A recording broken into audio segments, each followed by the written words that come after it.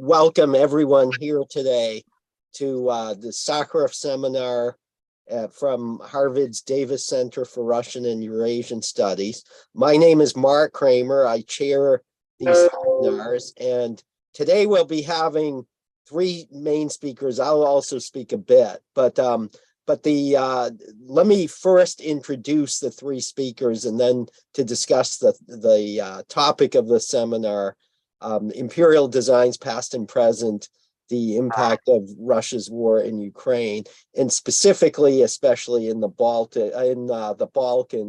region, that we're going to be looking at various parts of the Balkans. The speakers will be first Tvitko Jakovina, who is a professor of modern history at the University of Zagreb in Croatia. He has published widely about especially Yugoslavia, but during the communist era, but also about the Cold War more generally. And second speaker will be Nadia Boyajieva, who is a professor of international law and international relations at the Balkan Studies Institute in Sofia, Bulgaria, and is also a long-term visiting scholar at the Davis Center. The third speaker, who is not yet here but will be joining us, is Ivan Pervev, who is a professor of history at Sofia University and the head of a Center for Regional Studies at Sofia University, and is an expert on the Habsburg and Ottoman empires, especially in the 17th and 18th centuries, and the interactions that those empires had in the Balkans, which were extremely important for shaping the subsequent political fate of the whole region. Some of the wars that they had during that time continue to have resonance today. But with specific regard to the Russia-Ukraine war, the Russian Empire as well came to play an important role in the Balkans in the latter half of the 19th century, and was instrumental again in helping to shape the subsequent political fate of the region. And some of what the Russian Empire did at that time continues as well to have an influence today. And our speakers will be discussing that, about the impact of Russia's latest war. Russia has fought many wars since 1991 as an independent country. Now, internally, it fought two ferocious civil wars in Chechnya. It also engaged in violent confrontations with demonstrators in October 1993. The Russian government did, but it has also fought several external wars, starting in August 2008 against Georgia, in 2014 against Ukraine, in 2015 sending troops to Syria, and now most visibly the war that the Russian government launched in February of this year, and that continues to this day. So the war has had a great deal of, a great many reverberations in regions well beyond Russia and Ukraine. And our speakers today will be discussing the reverberations in the Balkans, but then I'll have Ivan Pervev give a historical dimension to that discussion. So please, Tvitko. Okay, thank you very much. I have a short presentation which will help me basically just to illustrate in these couple of minutes what I would like to say. Unfortunately, I do not see the whole slide, but it is there. Okay, it's never very easy to talk about former Yugoslavia, because a country that came into being in 1918 was very diverse, of course, and then the relations with Russian space were different for different parts of South Slavs in different parts of what became Yugoslavia, or in the wider Balkans. I will start with two ladies that are not on the slide, but who were probably very important because of one thing for the imperial segment that Mark mentioned in the introduction. Two princesses of Petrović-Njegoš dynasty, Montenegrin, who were studying in or going to school in Moscow, and both of them, Stana and Milica. Milica was politically probably more influential and important, but both of them married two Romanovs. Petar Nikolaevich Romanov was husband of Milica Petrović, and Anastasia or Stana married first one member of the Romanov extended family, Georgi Lechtenbergsky, and then brother of Peter Nikolaevich, which was not even allowed according to the Orthodox laws, but the emperor made an exception for them. Both of them were very influential on the court, and of course it was a sign of a very smart, as it was usually being mentioned, smart policy of their father, King Nicola, who was ruler of the smallest European kingdom for sure, who managed to marry his daughters, one to an Italian king, and the others two to so important and so highly positioned Romanovs in St. Petersburg. What's important maybe for these two, and I'm not going to talk about Rasputin, which was probably brought to the court by Stana and Milica, but they were the only Orthodox princesses ever to marry one of the Romanovs, especially in the modern time, which is a very important factor when it comes to the relations between the Russians and especially the Orthodox part of the Balkans in general. Things changed for the Yugoslavs in 1918 in very many different ways, and after the end of the empire and with the establishment of the Soviet Russia, a kingdom of Serbs, Croats, and Slovenes received 40,000 white Russians. You see some of them, or at least their parents, migrated to different parts of Yugoslavia. Very many settled in Serbia, but not only. Probably the most interesting example, and he brought many of those white Russians to the kingdom of Serbs, Croats, and Slovenes, was the Black Baron Wrangel, who was buried in this small church of the Holy Trinity in the very heart of Belgrade, in one interesting park, Tashmaidan. He died in Brussels, but he wanted to be buried in Belgrade, as he said, on the part of the Russian soil, and Wrangel is still there. He came with many Russians who benefited Yugoslavia in many different ways. And I will just quote maybe something that might be relevant for later discussion. 13% of these 40,000 white Russians or anti-communist Russians who came to Yugoslavia had university degree. For Yugoslavia, which had more than half of the population illiterate, that was a huge asset. And many of these became very important in different walks of life. With Wrangel, or together with Wrangel, there was a former chief of staff, Mikhail Alexeyev of the Russian Imperial Army, then Metropolitan Antonia, many architects, historians, like a historian here in the middle, probably the best one who was writing about the Byzantine Empire, Georgi Ostrogorsky, books being translated in many languages. I was studying from his history of the Byzantine Empire.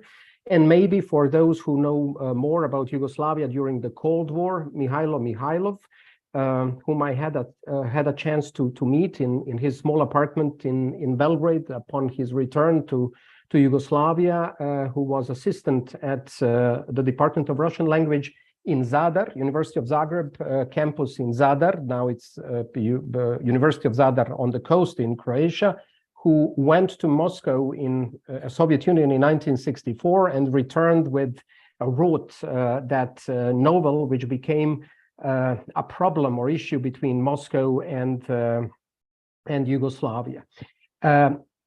40,000 white Russians, many of them joined the Yugoslav Royal Army, and many of them served in German or auxiliary German units during the Second World War. Most of them were demolished in 1944 when the Red Army troops entered for a short, brief time territory of Yugoslavia. This picture on the left is just one that you cannot see very often. That's Tito in Riga in 1973. He was visiting Soviet Union very often after the split too. But what happened in 1948 defined Yugoslav-Soviet relations. So we have, I would say, until the beginning of 20th century, relatively close, but the vision of what Russia and how Russia should deal with South Slavs was different in different parts of the Slavic world in the Balkans. Many of them were thinking that the Slavic Brotherhood would help, might assist those that were in Austro-Hungarian Empire, that might be of assistance in fight against the Germans and the Hungarians. Then you had a period when Kingdom of Yugoslavia was the last one in Europe not recognizing Soviet Union until 1940, the last one to do that. Then the period of the Second World War followed, and then Tito, who became a leader in Yugoslavia, when Yugoslavia was probably the closest ally of the Soviet Union, or many historians talk like that, until 1948. 1948 and Tito-Stalin split defined Yugoslav relation with the Soviets. And although Kocha Popovic, who became Yugoslav Minister of Foreign Affairs, said that not only Stalin died too early, but Khrushchev's rapprochement with Yugoslavia in 1955, or Soviet Canossa, practically destroyed us. He was speaking of the top echelon of the Yugoslav politicians. Many of them were not feeling comfortable with Yugoslavia not being or having that breach between two communist states. However, that remained. Yugoslavia always stayed like this. It remained socialist, but it was not part of the Warsaw Pact. It was not part of the Russian world. It was in many different ways different, I would say. I can give you just one example. For instance, in 1971, when Brezhnev comes to Yugoslavia, as it was written by former Yugoslav ambassador to Moscow, Veljko Mićunović, author of the Moscow Diary.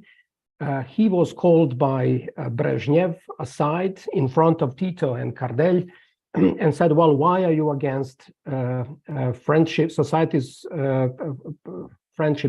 how is that called, between Soviet Union and Yugoslavia, which Yugoslavs were never allowing to organize, hoping or fearing that they might become a parallel or legalizing a network of pro-Soviet elements or pro-Soviet even politicians within different Yugoslav republics. So you had 48, and I will not then dwell on that any longer. 48 was, it needed or asked for an extreme bravery, I would say. Not only that Yugoslavia was bordering with 4 Soviet satellite states or countries which remained inside the Soviet bloc, Albania, Bulgaria, Romania, and Hungary. But Yugoslavia had a huge number of people who either believed in the friendship with the Soviet Union because they were believing in the communist idea, and most of those, and sometimes even if they were just suspicious, finished on Goli Otok, which was a sort of concentration camp for the Stalinists in this part of the coast here. Probably the example was taken from the Greeks, who had the same, but just for also for the communists, but by the royalist authorities. But also for many people who were simply fearing that Soviet Union, which was the second strongest in the world at the moment, were simply, it would be simply impossible to sustain the pressure. Plus, at that time, a majority or large majority of migrants from different parts of Yugoslavia, everywhere, including the United States, especially Australia, but in Denmark, in Latin America, sided with Stalin, telling in Uruguay, for instance, that it is impossible that of all Slavs, only Tito is right, and all the others, including Stalin, might be wrong. So you had rapprochement after 55, but never relations that were very, very close. And only with Khrushchev, only with Gorbachev, that started to change in a sense that they became more sincere, not taking Yugoslavia for granted, and that fear which existed after 1948 diminished in a way. The end of Yugoslavia brought this. We are now talking not about one federation with many different republics and politicians, but we are talking about 7 different units. And these different units have different ideas, not only about everything, but also about Moscow. So I would just briefly illustrate what I probably and give Naja space to continue. Serbia is probably the most different from other parts of former Yugoslavia, in a sense that you have a very strong influence of church and that connection with church. You have examples like this. This is, by the way, not very relevant. I would say it's a small village in the southern part of Serbia. Recently, there was a documentary, 2 documentaries on N1, which is a CNN affiliate here in all Yugoslav republics, on a village which changed name from something that was Turkish sounding to Putinovo, after Putin, and they have, there are 12 people living there, but that shows that majority of the people, I would say, or very many people, especially common people, in a way want to be connected with Russia, that they feel more secure. Plus, there is that connection with church, and there were some still unclear relations when it comes to the military cooperation. Russian-Serbian Humanitarian Center in Niš probably is not there because the Americans have a base on Kosovo, although you can find that in some of the publications. But there were also military cooperation and joint exercises with Russian, Belarusian, and Serbian forces in Vojvodina. Not very large, but they were held several times. It was called the Slavic Brotherhood. Although I have to say that at the same time, the Ohio National Guard, which is having cooperation with Serbia, was also having similar exercises called the Platinum Wolf there. Now, or after the intervention or the beginning of the war in February in Ukraine, you have 100,000 new immigrants from Russia in Serbia, different parts of Serbia, very educated and anti-Putin, most of them probably. Some came because they cannot work with, or they need the address for the internet, which they can, so they can work from Serbia, something they cannot do from Russia. However, probably Putin was, although he was in Serbia many times, he personally was always showing more warmth or love vis-a-vis the Serbian leader in Republic of Srpska, which is part of Bosnia-Herzegovina, Dodik, who was invited to Sochi and who was visibly treated more warmly than President Vučić of Serbia. Montenegro, for a long time, was regarded as a very pro-Russian, but then leadership of Montenegro that was replaced at the elections a couple of years ago was playing on the Western card, including joining NATO. However, in 2016, there was a coup attempt, which is still open. We still, the material is still at court, but what is in the media and how it sounds, that Russians wanted to prevent Montenegro joining Western alliance, especially the military Western alliance. The last picture here is a picture from almost 20 years ago on Bled in Slovenia, where you see newly elected President George W. Bush with Putin. Slovenia was chosen, obviously, as a venue acceptable for both on Bled. And I would say that in Slovenia, you have, because it's so far to the west, it was never, the feeling of Russophobia was never developed. And also there was no Russophile really feeling. I would say that for Croatia, that might be applied too, although Croatia is a bit more complicated because Croatian nationalism sees Russians as friends of the Serbs. And if the Russians are friends of the Serbs, then Croatia cannot really be close to Russia in any way. And I will now come to the end, probably. It's interesting at the same time that in spite of a relatively close cold relations or not very warm relations between Russians and the Croats, Lavrov came to Croatia 2 years ago after 13 years of no visits on the top level.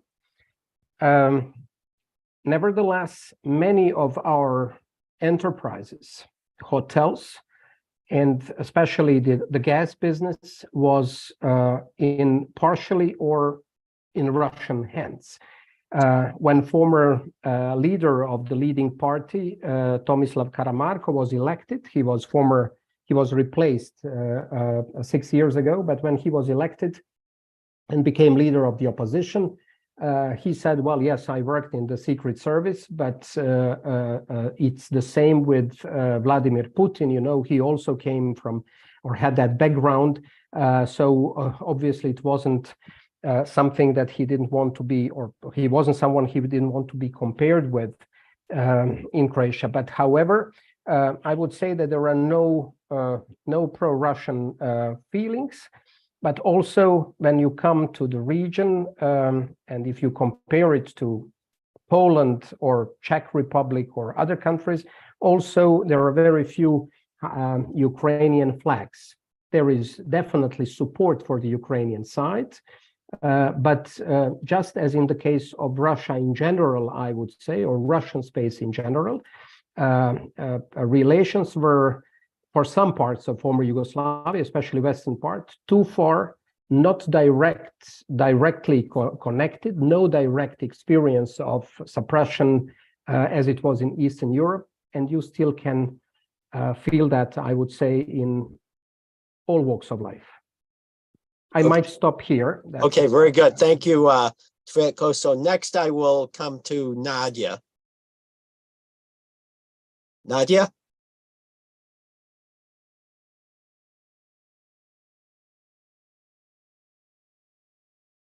Nadia? She was here. Okay, well, she is not sure what happened. I hope that everything's okay.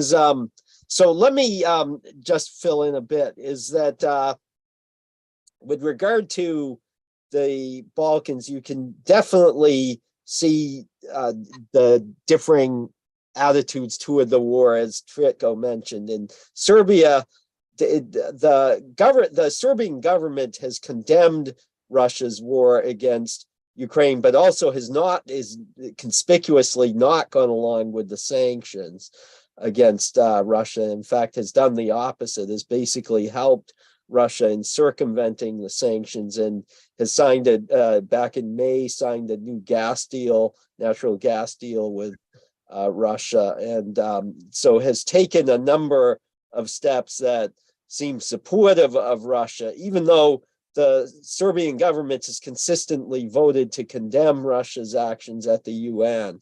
And if you look at President Vucic's speech at the UN General Assembly in September, it's the approach to the war is very much presented through the prism of the war in Kosovo in 1999. So it's not that that Vucic or any other Serbian official is expressing approval of Russia's war. In fact, they condemn it, but they also condemn NATO for what they depict as NATO's hypocrisy on the issue. And that's quite different from the stance taken by other Balkan countries that have been more unequivocally condemnatory of Russia's actions in Ukraine. Then as Nadia will discuss when she comes on, I'm not sure still where she is, that Turkey has a very different view in that Turkey too, which is not a member of the EU, but has again conspicuously not adopted the sanctions against Russia. And Turkey is a much larger country than Serbia, has played a more important role in helping Russia to circumvent the sanctions through different financing mechanisms, through re-exports of banned goods and the like. And so Nadia will discuss those. I see that she's now on, the video isn't yet, but so Nadia, could you please pick up, because I touched on a few issues that you'll cover, but please do it at greater length. Yeah, thank you very much, Mark. I will continue from the point when Tvrtko stopped, and I'll start from 1990s on to discuss to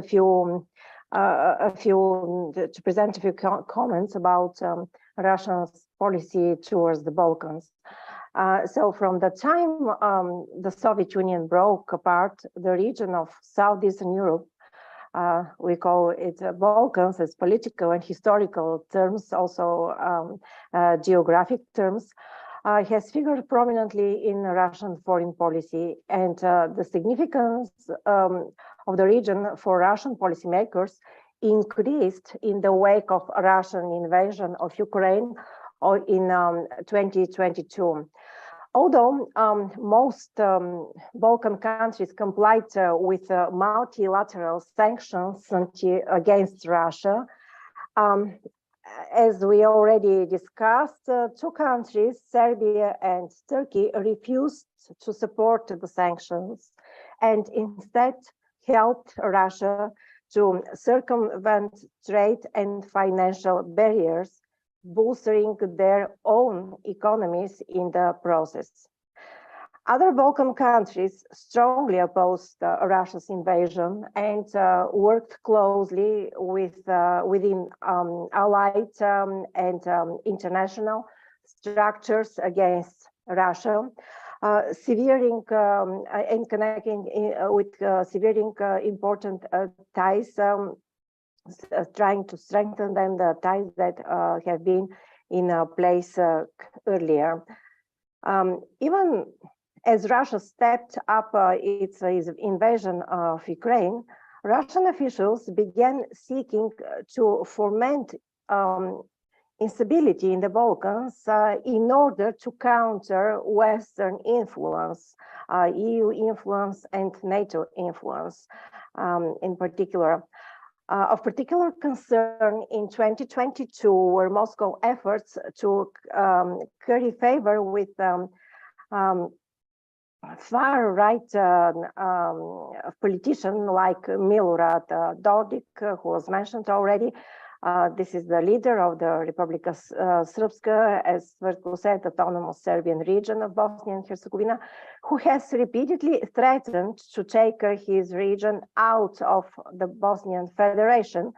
And that could be a step that could reignite the war that destroyed much of Bosnia in 1990s.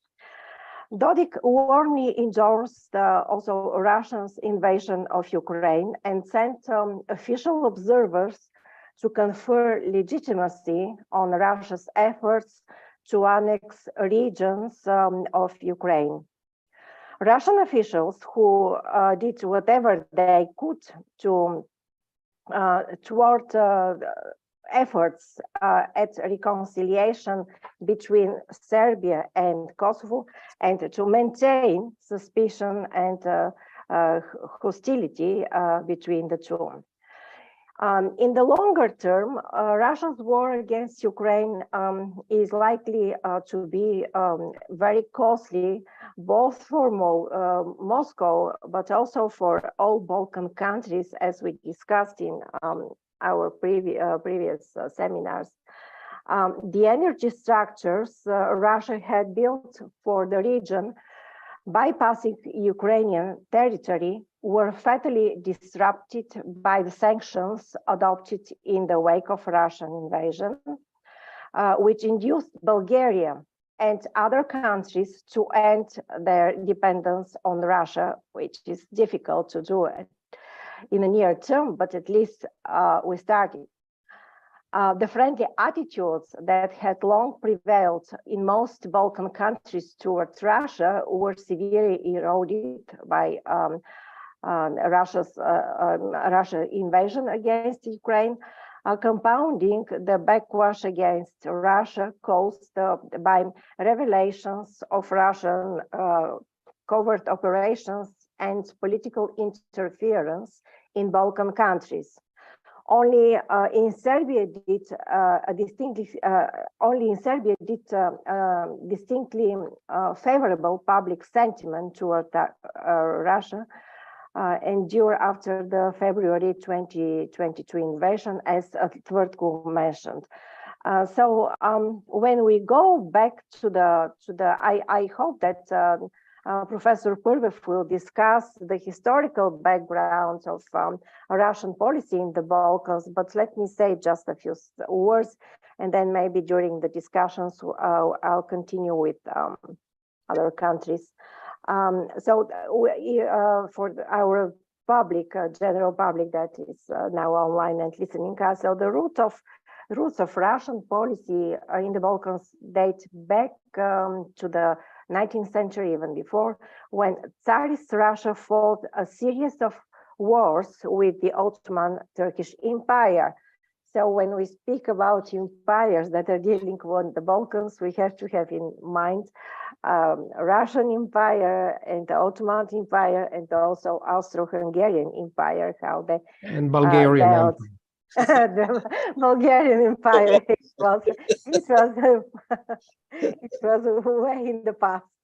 So I'm talking about, recent centuries, more recent times. So let's go to the 19th century and keep it there. So I hope that Ivan Pervov will discuss the rest. So in 1877, 1878, the Russian Imperial Army defeated Turkey in a war that enabled Montenegro, Romania, Bulgaria, and Serbia to break decisively away from Ottoman rule and become fully independent states. And the war also enabled Bosnia and Herzegovina to end all ties with the Ottoman Turks and be absorbed into the Habsburg Empire. In the case of Bulgaria, and especially Serbia, which we discuss today, Russia's intervention cemented ties with Russia that have endured to these days in many respects.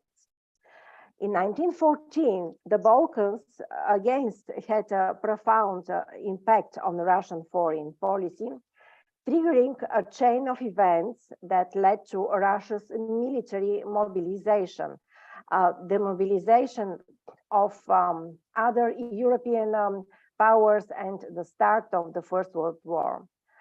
After 1917, the Bolshevik regime in Soviet Russia devoted relatively little attention to the Balkans, working mostly through the Communist International, so-called Comintern, to create and support underground communists in the region.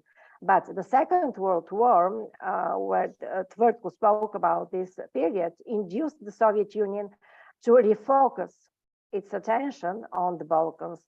As the war was ending, Soviet forces occupied Bulgaria and Romania and swiftly installed communist regimes in those countries.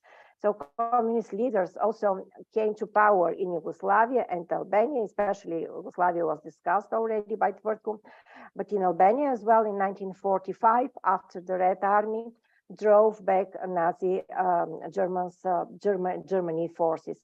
So elsewhere in the Balkans, however, the Soviet Union faced major challenges, and we discussed especially Yugoslavia, but I want also to pay attention to Greece and Turkey, because those two important Balkan countries, Greece and Turkey, soon became allies of the United States against the USSR. So in the period of Cold War, Russian Empire became the superpower USSR. It gained entry, so it just was powerful enough to create and to put umbrella on countries from Central and Eastern Europe, including the Balkans. But only two countries, Greece and Turkey, they were gaining entry into the North Atlantic Treaty Organization, and that happened in 1952. So even in the Balkan countries in which communists gained power at the end of the Second World War, Soviet influence came under challenge as well. And as Tvrtko discussed Yugoslavia already, two of the countries I would like to mention, also Albania, ended up leaving the Soviet bloc. And I don't want to go further because about dealing with Yugoslavia, because Tvrtko Jakovina already discussed the topic, but I want to sum up that after the end, so Bulgaria remained a fully reliable during the Cold War, fully reliable Balkan ally of the Soviet Union through 1989. When it comes to Romania continued to side with USSR on most matters, but Romanian leaders defied Moscow's preferences on several notable issues and occasions. So we are coming close to the period of the Cold War, 1989-1990, the disintegration of the Soviet Union, and in late 1991, the dissolution of Yugoslavia, and drastically changed all these events, the unification of Germany, drastically changed the relationship between Russia and the Balkans at that time, Soviet Union and the Balkans, since December 1991. Russian Federation. So in the 1990s, Russia's priority in the region were connected mainly with the wars of Yugoslav separation, which began at the very time when USSR was breaking apart. And less than 2 months after the Russian Federation came into existence, the government formally recognized the independence of Slovenia and Croatia, which those two countries, those two Soviet former Yugoslav republics, had broken away from Yugoslavia. Those first. In 1995, Russian President Boris Yeltsin gave consent in the United Nations Security Council when United Nations peacekeeping forces requested to use of NATO air power in Bosnia and Herzegovina to curtail mass bloodshed perpetrated by Bosnian Serb forces at that time led by Ratko Mladic. So after the ceasefire in Bosnia was negotiated at the Dayton peace talks in November 1995, Russian leaders contributed forces to the United Nations peacekeeping missions in Bosnia. But later on in 2003, I think Russia decided to withdraw its forces from the peacekeeping operations on the Balkans. So I can go on further. So tell me if I need to stop here. Just a few more minutes. So end soon, though, please. Mm-hmm. So one more aspect I would like to touch also, it is very important, it's connected with the Kosovo question. Despite the cooperation, I would like to say that in 1990s, there were many attempts on the part of Russia and NATO to cooperate in certain fields, but despite the cooperation within, and also despite the cooperation within the United Nations Security Council over Bosnia, Russia diverged sharply from NATO countries in the late 1990s over the status of Kosovo, the province of Serbia that had enjoyed a high degree of autonomy since 1970s and 1980s. And at that time, the Russian government objected when the United States and other NATO member states sought to compel the Serbian leader, Slobodan Milosevic, to restore autonomy of Kosovo. President Yeltsin condemned NATO's threats of armed interventions against Serbia and made clear that he would not go along with a military solution of the crisis. So faced the Russia's and also China's opposition in the United Nations Security Council, NATO governments decided they would act outside United Nations channels and go to war against Serbia in March 1999, regardless of Russia's stance. So I wanted to focus on Kosovo because the Kosovo precedent then has been used as an excuse or argument for other conflicts later that we've seen. When the 2.5 months of warfare was ended, culminating efforts that obliged Milosevic to put all Serb forces out of Kosovo, were in place and led to de facto separation of Kosovo from Serbia under NATO auspices, and that caused acute friction in Russia's relations with NATO.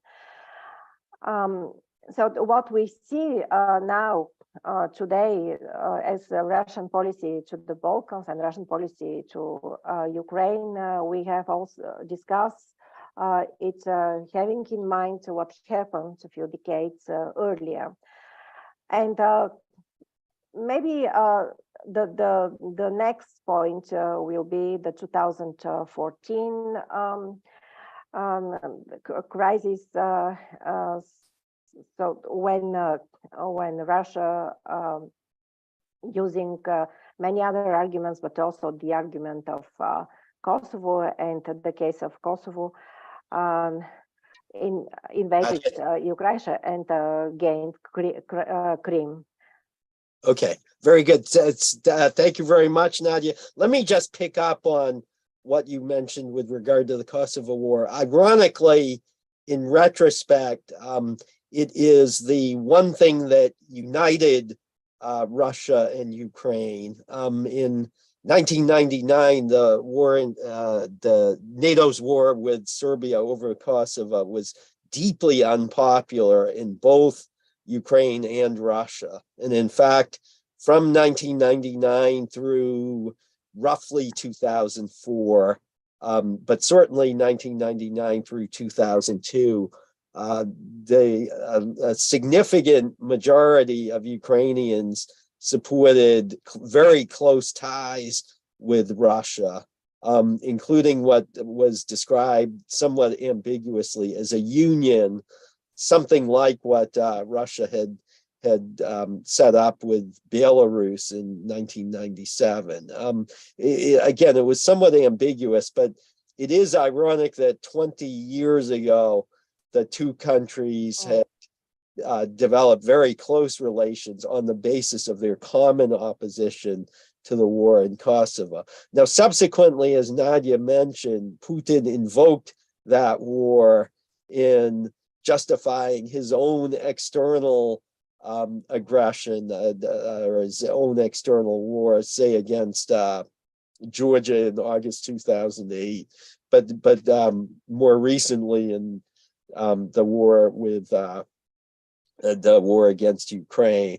The Ivan Pervov, who apparently is still not on, but he would have discussed the imperial conflicts during the 17th and 18th century in the Balkans, although they bear considerable resemblance also to what occurred with regard to Russia's own wars against the Ottoman Empire, including in some of the skirmishes that later led to portions of Ukraine, of current day Ukraine, that were under Habsburg rule. The way Russia sought to gain control of all of that, of those regions. Because he's not here, let me just add a couple of comments. With regard to Turkey, which I know Nadia was going to speak about but ran out of time, Turkey has the odd position of being a member of NATO, but not a member of the EU. Which is true of a few other Balkan countries, Albania, for example, Montenegro, and a couple of other Balkan countries that have gained entry into NATO, but have not yet been admitted into the EU. But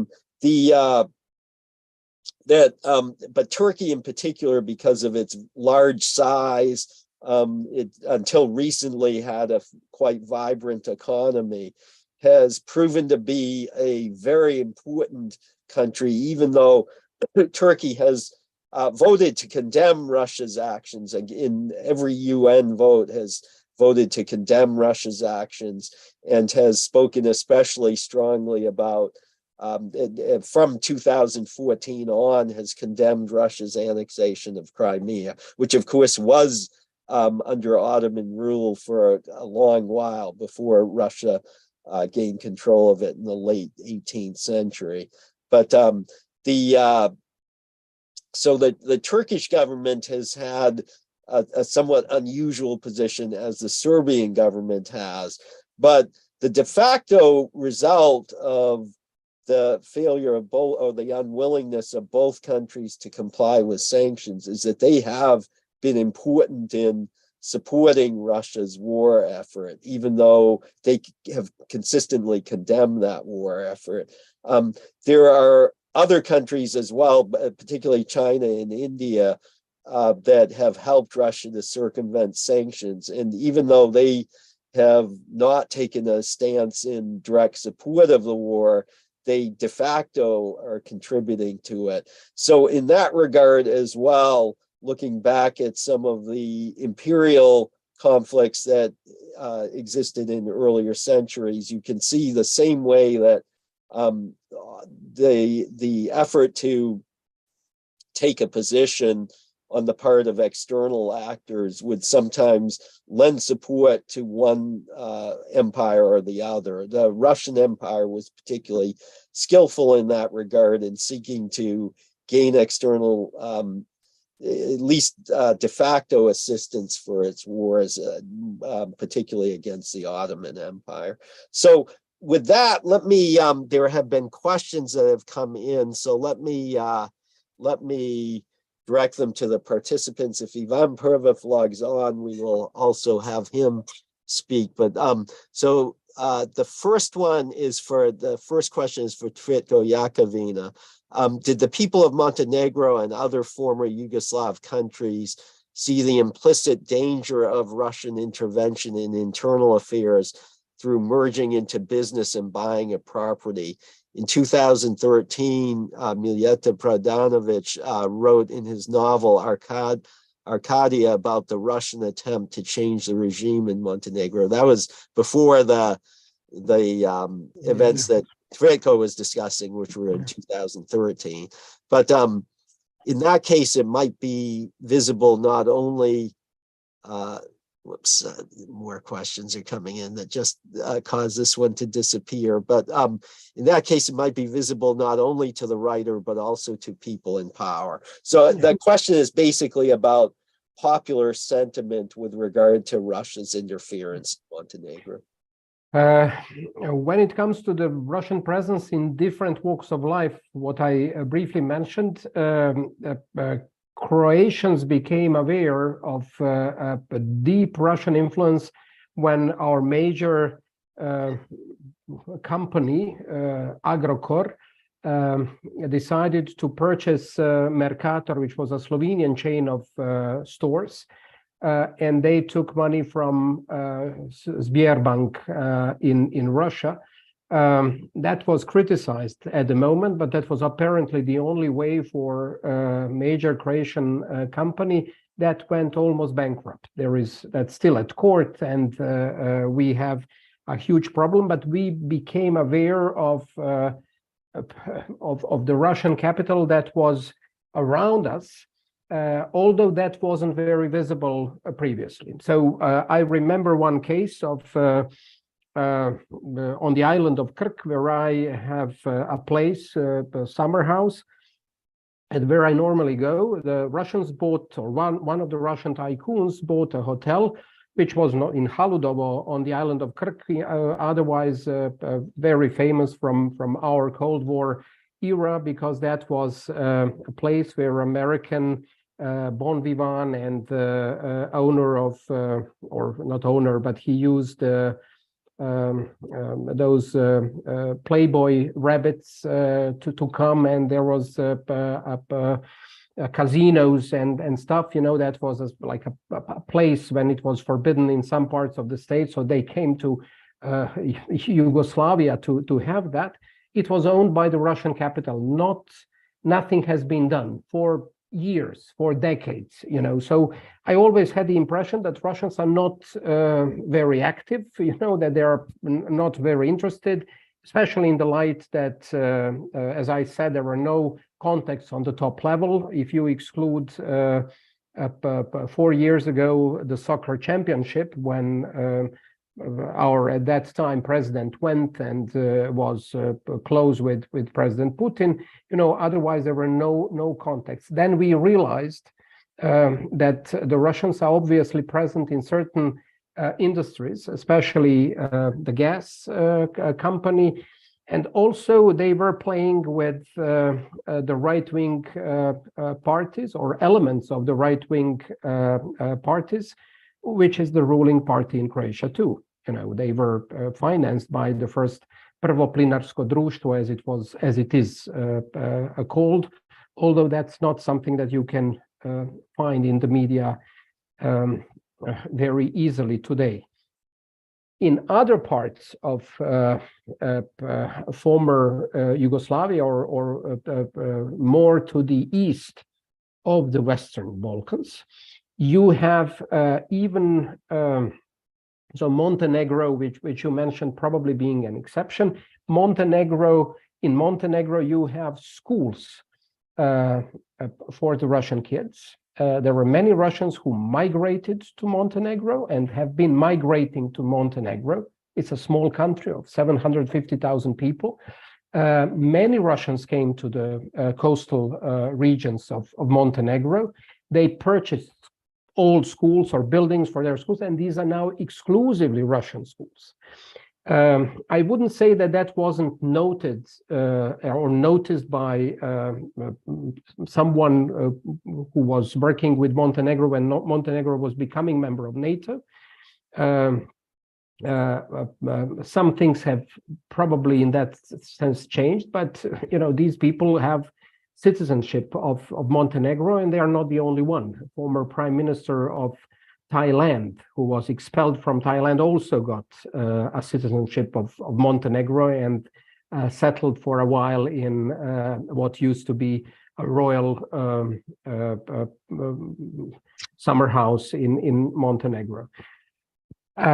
Was that destabilizing authorities in Podgorica, especially pro-Western politicians, which are currently not in power, if you exclude the president, who has some other problems and probably very problematic past? I would say that in countries like Montenegro, but also in Serbia, probably 80 to 90% of the population really believes that Russia is going to help, that Russia might help, that what happened with Kosovo showed how West is playing a double role and maybe not being honest. So I would say that Russia doesn't have to do a lot. You have more problems within. And there is also something interesting now, which appears with the war in Ukraine among the Bosnian Muslims, Bosniaks. Some of them, or some of the more conservative politicians within the Bosniaks say, well, look at Ukraine today. They are receiving all the possible help from everywhere in the West. And what was happening with us a couple of years ago? No one was ready to assist us, save for the Islamic countries. So that is probably not working very well for the overall situation within Bosnia. Although in Bosnia is different, you have three factors. So Croats will always follow what the official line in Zagreb is. And you have Dodik, who plays on that card in Republic of Srpska. And as I said, he seemed to be relatively close personally to President Putin. Although when you put all these things aside, I would say that it's been always that small nations in the Balkans were thinking that someone in Soviet Union or Imperial Russia, or today in Putin's Russia, was really paying a close attention. I'm not sure that they are really, going to sleep with dreams about Southeastern Europe in mind. But you, at the same time, do not need much. You need in Montenegro, you don't need even hundreds of millions, to destabilize. You need one party to destabilize situation. You can play on the sentiments. And in that sense, you can probably produce a chaos or chaotic situation, and that might be for the time being enough, I guess, for the Russians. I think that they do not contemplate of moving or maybe changing or really putting puppets like it used to be during the Cold War. Okay. Nadia might want to comment also about Russians buying property in Bulgaria. But before you do that, Nadia, let me get to another question, which is, this is for you. Using knowledge of your knowledge of the past of USSR's propaganda in socialist Bulgaria, can you comment on the current influence of Russian actors on Bulgaria as an EU and NATO member, which is invisible for the general public? I'm not entirely sure what that's referring to, but it might be about the espionage that the numerous espionage cases over the past few years. Do you consider that the quote soft power unquote of the Russian state is effective in Bulgarian society? What about Bulgarian scholars, some of them actively receiving benefits from the Russian Academy of Sciences? Like I observe Bulgarian professors at Putin's Higher School of Economics in St. Petersburg State University nowadays. I know the specific ones that this questioner is referring to, but could you comment, please, Nadia? Thank you for the questions. Actually, it wasn't one question. There were three questions at least. But I will comment on the Bulgarian case. As I mentioned in many of my lectures and also seminars online, for historical and practical reasons, Bulgaria maintained close, friendly relations with Russia after the breakup of the Soviet Union. And I don't want to repeat myself, but we have a lot of monuments that lead to the past, for example, the war between Russian Tsar Alexander II and the Ottoman Empire. We have a giant monument devoted to the Russian Tsar in the very city center of our capital, Sofia. But let me go back to the current situation. I would like to stress that Bulgaria is relying on Russia for nearly all of its energy imports, and this is a very important factor that is very important to mention and to have in mind also when we speak about Bulgarian-Russian relations, besides the sympathy and besides the friendly relations that we have experienced for centuries because of historical and Slavic traditions. So until the strict sanctions were imposed against Russia after the start of the 2022 invasion, Bulgaria, as I mentioned, relied exclusively on Russia for its energy imports. Also, tourism and commerce between the two countries were brisk during this starting from the war, but many Russians, especially in recent years, especially in last 2 decades, were eager to buy property on Bulgaria's Black Sea coast, and not only. Favorable attitudes towards Russia were evident among also Bulgarians in PU Research Center service and many local polls. The Russian government supported the formation and activities of the pro-Russian non-governmental organizations and also friendship societies in Bulgaria. I would say that friendship societies in Bulgaria have always had their place in our society, in our culture. And compared to other NATO and EU countries, Bulgaria was notable for its warm sentiments towards Russia. Yet, even before Russia launched the invasion of Ukraine in February 2022, questions had begun to arise about the durability of Bulgarians' friendship with Russia.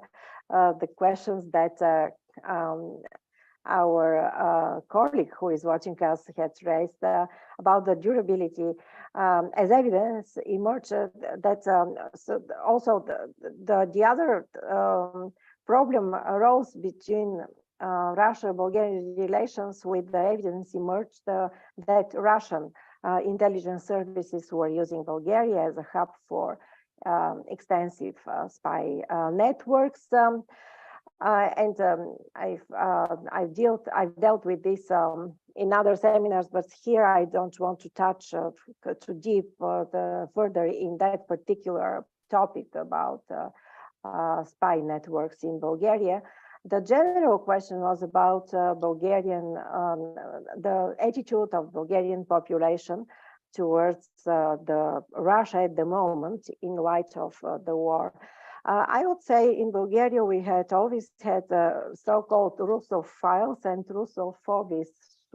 I don't know how to Russo people who would be in favor of everything that comes from Russia as Russian culture, Russian literature, Russian language. So maybe we can call it soft power, but I think that the description of soft power goes beyond this like tactics of influence. Yes, we can speak about soft power as well as every country, and especially big country and a country that used to be empire for centuries, it will be trying to impose not only towards Bulgaria but also to many other countries on the Balkan Peninsula, especially to Serbia, especially to Greece, to impose soft power where it can, of course, so where it's well accepted. But so I haven't heard about Bulgarian scholars and such cases that. What was the question? Well, they have been asked to teach at schools like the Higher School of Economics and the St. Petersburg State University, both of which the rectors signed the letter supporting the war. Yet the Bulgarian scholars who are there have continued to teach there. I believe that's what the question is. Well, I don't know exactly because I don't know this case. I'm not familiar with the case. I cannot comment on the case. I don't know exactly because I don't know the case. I don't know that happened. But even if that happened, maybe they had contract to stay and teach there. I don't know what is the exact circumstances. So from legal point of view, I cannot comment something that I don't know. But generally, yes, the war ruined to some extent relations, long-lasting, good, friendly relations between Bulgaria and Russia, and it will have a long-term negative effect in longer term, and I don't know if restoring these relations will be possible in the near term, at least until the war is still going on. Okay, let me, there's another question here about, this is for both of the speakers, actually for all three speakers, but Ivan Pervov isn't here. So what is the position of various states in the Balkans in terms of providing military support to Ukraine beyond simply offering moral support, political support? To what extent is there any effort or popular support for providing military assistance to Ukraine? So let me turn first to Tvedko. In Croatia, that's the major debate, or it will be until the 15th of December, because although it's so connected with the internal strife we have between the prime minister and the president, that I'm not very motivated to dwell into that, because it's de facto not about Ukraine and de facto not about Russia. So Croatia is on the side from the very beginning, especially in the light that our prime minister was in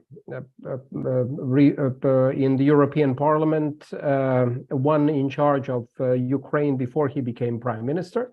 One of the Croatian representatives in the Tonino Picula, former Minister of Foreign Affairs from the Social Democrats, is also in charge of Ukraine now, or one who is reporting or going there. So I would say that you do not have, as I said, you do not have. Then you have Ukraine, which is very often compared to Croatia during the so-called Homeland War, or the war for Croatian independence at the beginning of the 90s, when one larger side attacked the other one, and you know how it works. So in that context, you have now a debate whether Croatia will accept Ukrainian troops to its territory, which it can't according to our constitution, unless the whole procedure is being done, since our prime minister and our president do not talk with each other at all. Now you have an action in the parliament, and they need 2/3 majority, which they do not have for that action, you know. So we have a debate which will, as I said, last until the 15th of December, although it's not about Ukraine. As our prime minister said, well, for us, meaning the ruling party, it's a win-win situation. If we win, Ukrainians will come and we will be right. And if you decline to support that, we will show how you are pro-Russian, which is not really the case. There are no pro-Russian politicians here.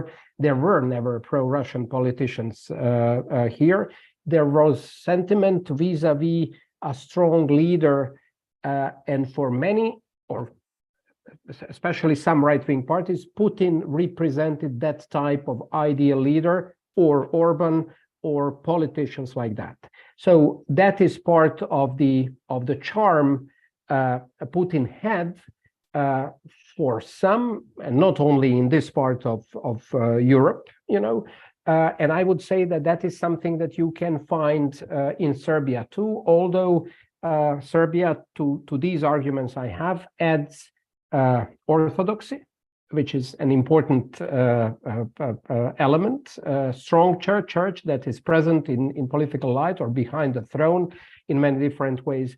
Although it is not 100% clear, you know, what do you gain? How is Serbia going to, what is Serbia really going to gain? You know, is Russia really going to, or able to help, or going to help? You know, there is some, but I mean, Christopher Hill, who is U.S. ambassador in Belgrade, who has a very good knowledge of the region, one of his tasks, he said that at the conference at which I participated this summer in Belgrade on 140 years of relations between Serbia and the United States, said that one of his tasks is to persuade Serbia to ally with United States. And he came to the conference twice, you know, 2 days, both days. Let me, before I turn to Nadia, let me say there's several more questions that I'd like to get to. So Nadia, if you could comment quickly on the question of military support for Ukraine, particularly in Bulgaria. Yes. So when it comes to military support to Ukraine, I would like to mention that Bulgarian government and Bulgarian parliament for many months refused to provide any military supply, but we did provide technical equipment. So what happened in recent months, in the beginning of the debate between pro and anti group in the parliament to provide or not military supply, finally and it didn't change, but at least the decision was taken a few days ago on the 3rd of November. A majority of Bulgarian lawmakers approved sending the country's first military aid to Ukraine. So the National Assembly voted 175 to 449 against, with one abstention, in favor of a proposal submitted by the four nominally pro-European EU parties. So now the government has a month to decide what kinds of weapons Bulgaria can provide without affecting its own defense capabilities. Previously, Bulgaria agreed to repair Ukrainian military equipment as Bulgarian factories at Bulgarian factories, but Bulgaria refused to send weapons directly due to opposition, primarily by the president, Rumen Radev, and also the country's Moscow-friendly political parties. What kind of military aid will be provided is not clear yet, but there will be it won't be a heavy military aid. Let's put it this way.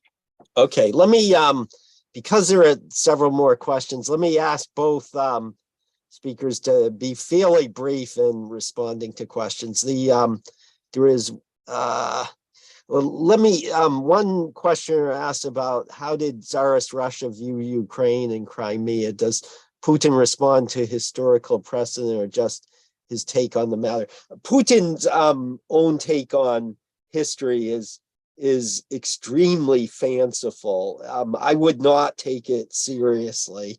He uses history for his political ambitions and engages in historical constructions of Ukraine that I think border on being genocidal. That is, he denies that Ukraine exists as a separate nation that has always been part of Russia, ignores all of the centuries, even if he weren't to go back to the 16th, 17th century. Certainly ignores Taras Shevchenko in the 19th century. Numerous other indications of a distinct Ukrainian nation, regardless of how individual Ukrainians may have conceived of it.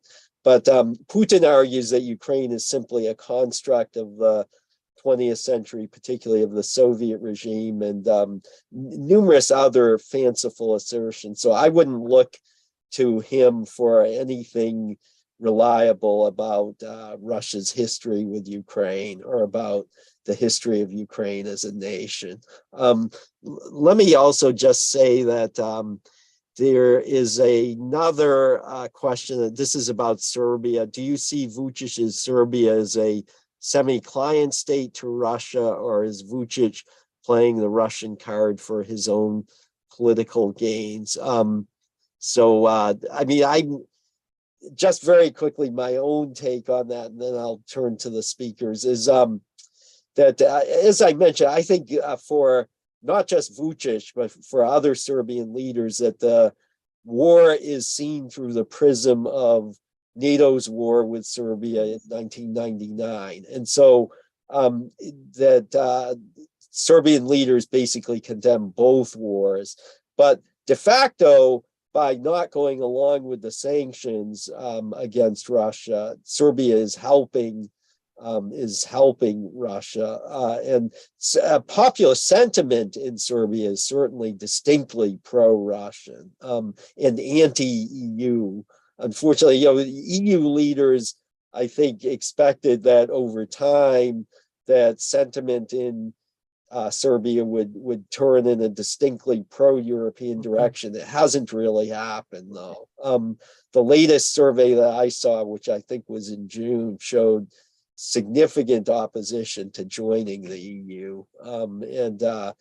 it's quite striking that Serbia stands out in the Balkans that way, because most of the Western Balkan countries that are not yet in the EU, sentiment is generally fairly strongly in favor of joining.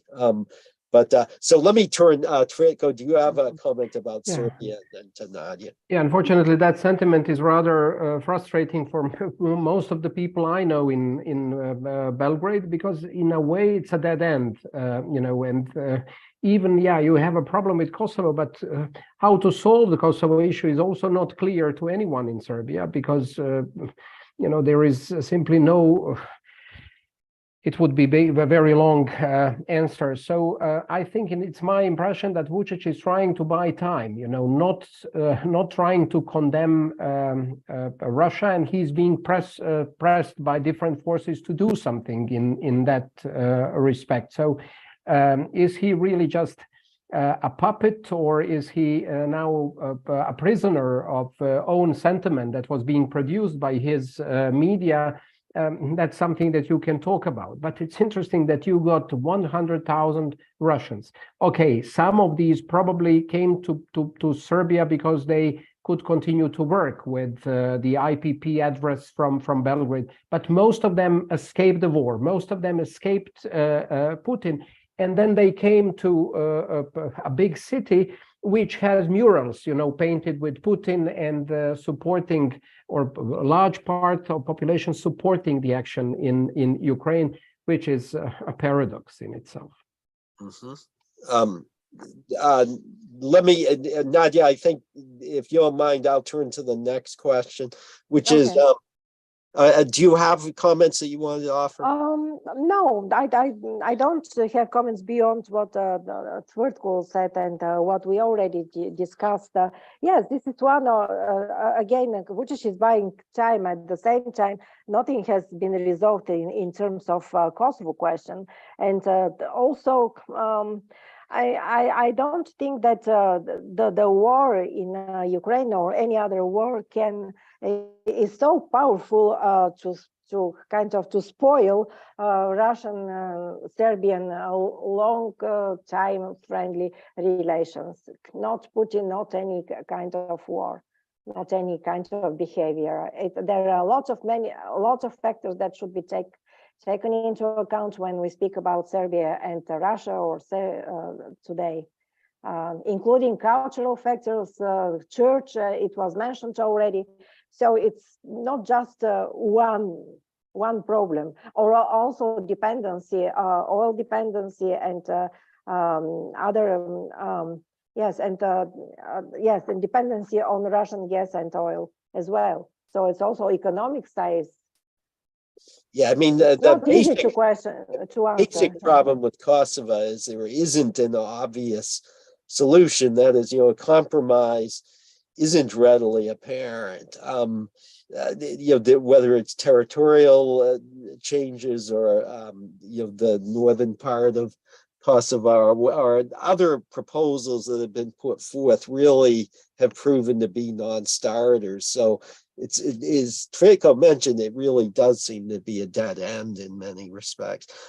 There's a question about Putin has been putting forth this notion of kind of what he calls traditional values, which most people would see as fairly reactionary values, and in particular with an emphasis on homophobia and opposition to what he depicts as the overly permissive EU culture.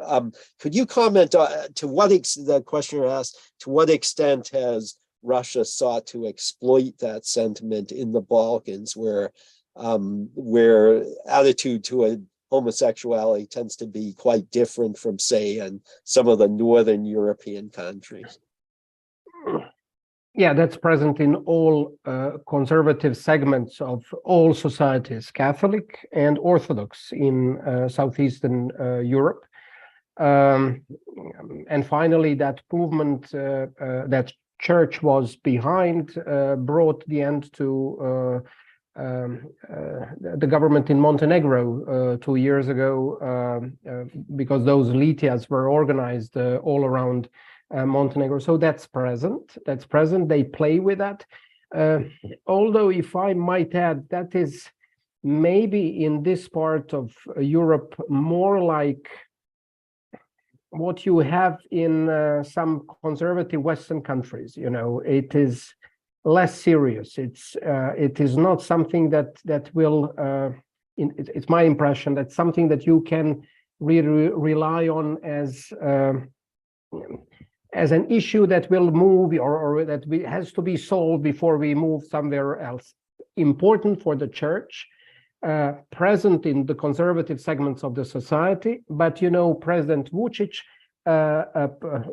deliberately appointed openly gay prime minister who openly has a baby with her female partner, you know, although that's against the laws in Serbia. So, you know, you have that balancing act. And that's why I'm not sure that Vučić is a puppet. Maybe he is more, as I said, a prisoner of his own policies. It's true that very many people are on the Russian side, but it is also really up to him in many different ways. Unfortunately, 2 days ago, he had appointed a politician as director of BIA, which is a secret service, who is openly pro-Russian.